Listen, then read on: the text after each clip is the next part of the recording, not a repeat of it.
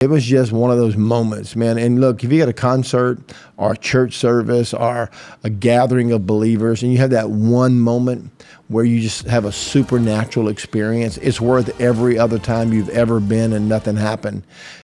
Welcome to Stories I Didn't Tell Last Sunday. I'm your host, Doug McAllister for Journey Fellowship Church. And today I want to tell you a story about 1985. That was a long time ago. And I think it was also the year that was used in Michael J. Fox's Back to the Future. But I lived in 1985 in real time, and I want to tell you a story from that year. Here we go. So it was 42 miles from my driveway to the campus of Jimmy Swaggart Bible College, a drive that I would take every day for almost a year, down I-12 from Hammond, Louisiana, all the way to Baton Rouge. I enrolled in Bible college. I'd spent the 5 years prior to that working at TK Valve, which was a ball valve assembly plant. And we built and shipped ball valves all over the world, especially to the North Slope in Alaska. At that time was pumping more oil than anybody on the planet. So I spent 5 years working, building equipment for the oil boom. But my motive was I wanted to save enough money to go to Bible college. And it was long, hard work. And after almost 5 years, I'd saved about $5,000, which doesn't seem like a lot of money today, but back then it was a small fortune. $5,000 was a lot of money, and it would pay for Bible college for almost 2.5 years. At that time, a semester cost close to $1,500, 2 semesters a year. So I could get through almost 2 years of Bible school with the cash I had in hand. Now, I was married. Rachel and I got married in 81. We didn't have any children yet because our goal was for me to go to Bible college before we had kids. So we had saved up. In 1985, I enrolled and I took the first drive.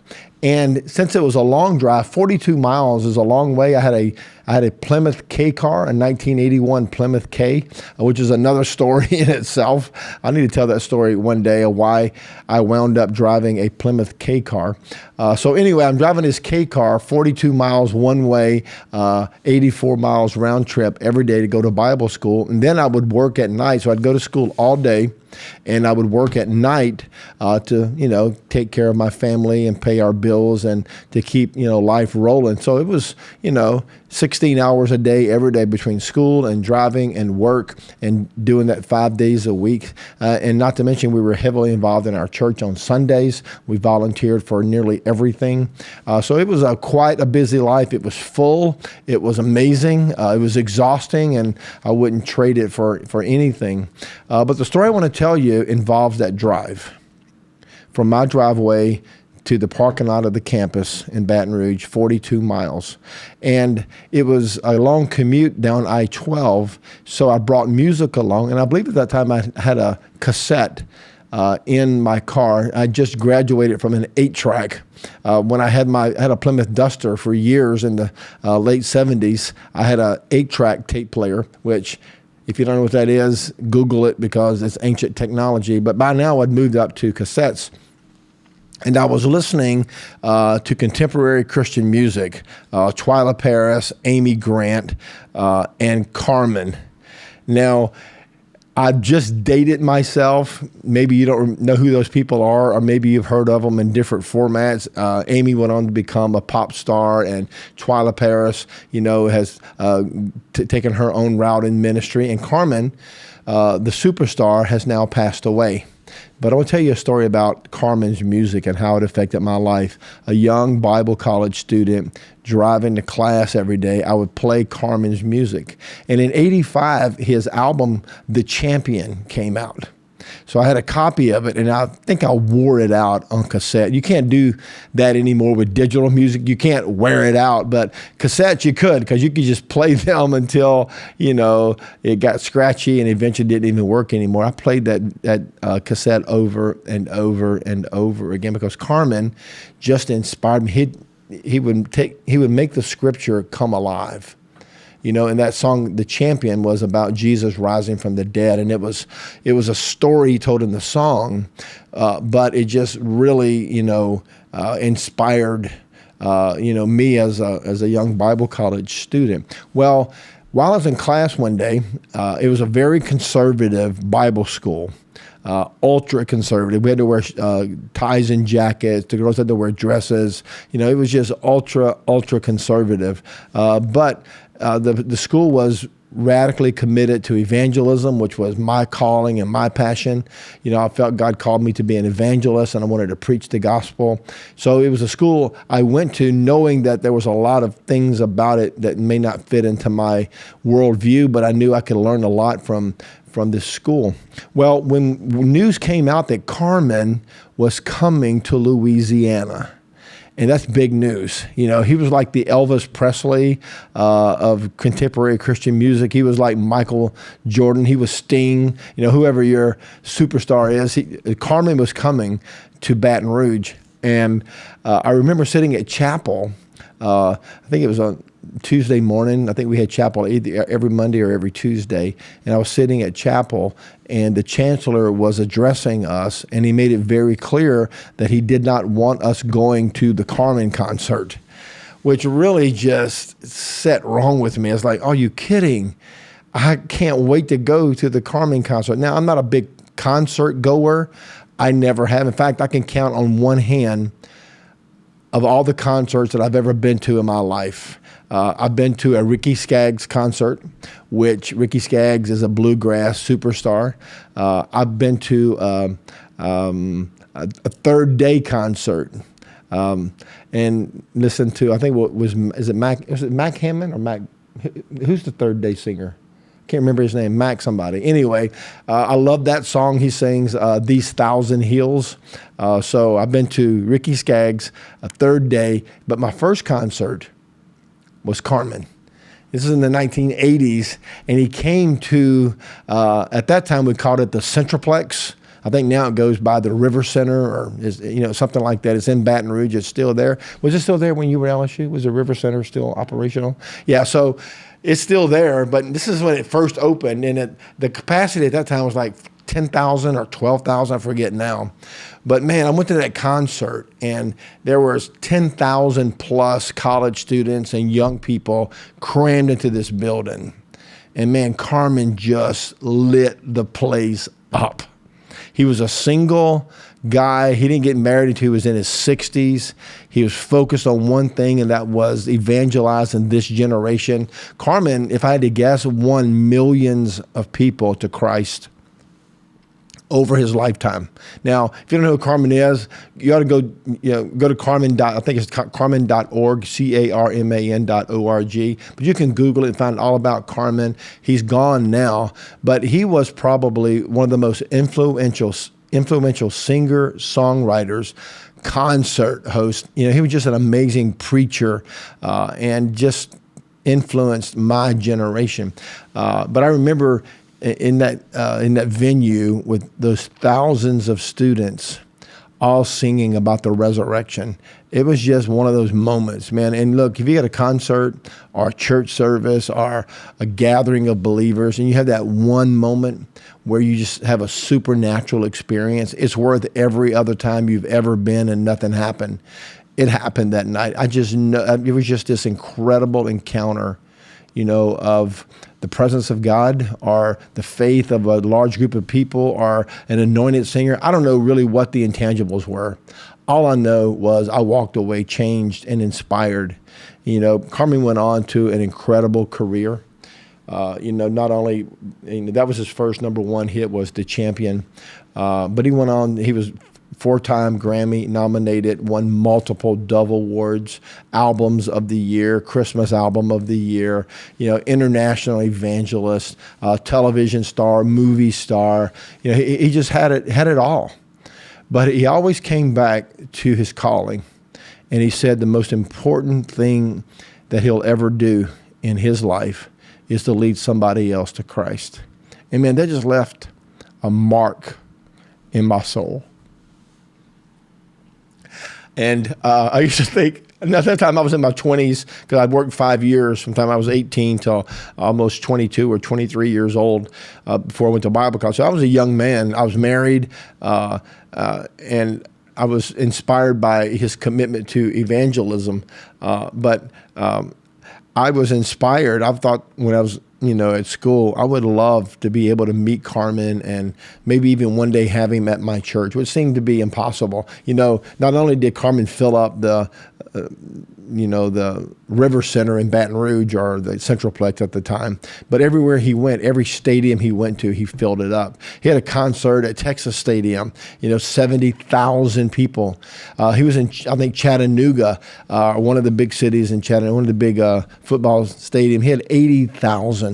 When he went to Europe, 50, 60,000 people came to his concert. He was just an international star, but he always brought it back to the gospel.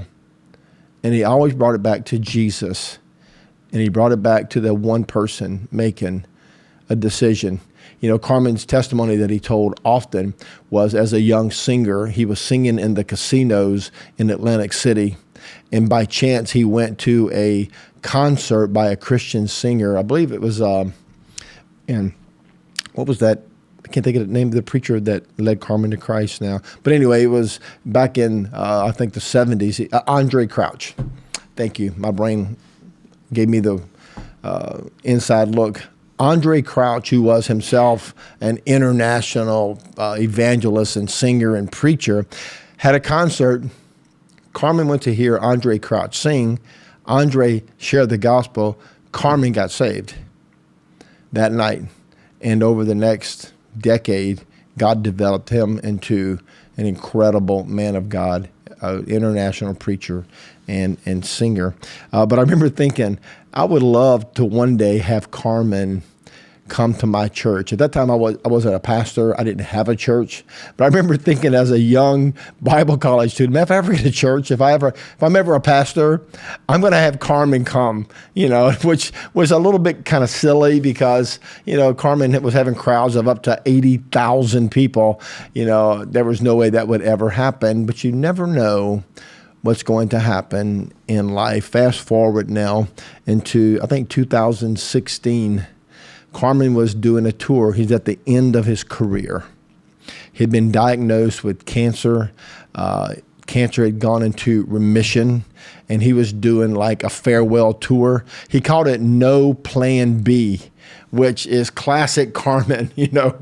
At the end of his life, what's he going to do? Well, let's win a few more people to Christ. So on social media, I saw that Carmen was coming to Louisiana, and the people doing his booking made an open post. If you are a pastor in Louisiana and want to host Carmen, send us a note on this site. So I just responded, hey, my name is Doug McAllister. I pastor Journey Church in Slidell. We would like to talk about having Carmen come to our church. I thought they would just blow us off. I didn't think our venue was big enough. At that time, our auditorium maxed out with seat 700. And I thought, man, Carmen's not going to come to such a small building that seats 700. Now, we could max it out with up to 1,000 with standing room only and cramming chairs in. We can get almost 1,000 people in there. But even then, I thought, not going to be enough. Well, a few days later, I get a reply. Hey, we'd like to talk to you more about it. We did a phone call. I told them about the venue. They told me about the ticket requirements. And before long, we had struck a deal. Carmen was coming to Journey. Now, that night probably wasn't nearly as special to everybody else as it was to me because of this story that I just told you. Now, it was a sellout. It was standing room only, and nearly 1,000 people came to Journey that night to hear Carmen. And he literally rocked the house. When he gave the altar call, many people gave their heart to Christ, including the girl that lived right down the street from the church, who we didn't know at the time would pass away within a year of some unknown medical problems. That may have been the whole reason the Lord brought him to Journey, was for people like her to make peace with God. And that night, man, I remember standing in the front row, and I was just kind of soaking it all in. There's Carmen, there's our congregation and all the visitors that are here. There's this concert. But in my soul that night, I was a 22-year-old Bible college student thinking one day I'm going to meet Carmen. So at the end of the concert, we were backstage, and me and Carmen and some of my kids, and we were just talking about the concert and telling him how much I appreciated his ministry. And we spent 20 or 30 minutes together, and before we had to pack up and move on to his next concert. But it kind of wrapped up that story in a neat bow, and the Lord, in His grace, gave me an opportunity to meet, one of the guys I looked up to in the ministry, and to have him at my church, and to have him preach the gospel to our city and win people to Christ. And then I got to hear those songs live and in person, from a man that I admired for, more than 40 years. So that's the story that I didn't get to tell last Sunday. Bible college and Carmen and evangelism and winning millions of people to Christ. And just wanted to share that with you today. My story about that 42-mile drive from my house to the campus in Baton Rouge, and how God used it to shape my life and my ministry. Well, I'm Doug McAllister. This has been Stories I Didn't Tell Last Sunday. I'm your host for Journey Fellowship Church. And if you live on the North Shore or nearby Slidell, Louisiana, come visit Journey. You can find driving directions at jf.church. Also, go to your app store and download our Journey Fellowship Church app. When you get to your app store, type in Journey Fellowship Church in the search bar, all three words, and you'll see our app. It is compliments of Journey. It is packed with information, and it loaded up with spiritual growth opportunities. And you can watch past sermons. You can find a small group. You can get driving directions. You can find out what's going on at Journey and how you can be a part of it, all right from the app. And you can even tune in right from the app to our online campus every Sunday morning, 10 a.m. Central Time. You can join us on the Journey online campus. Thanks for joining us today. I hope you've enjoyed this story that I didn't tell last Sunday.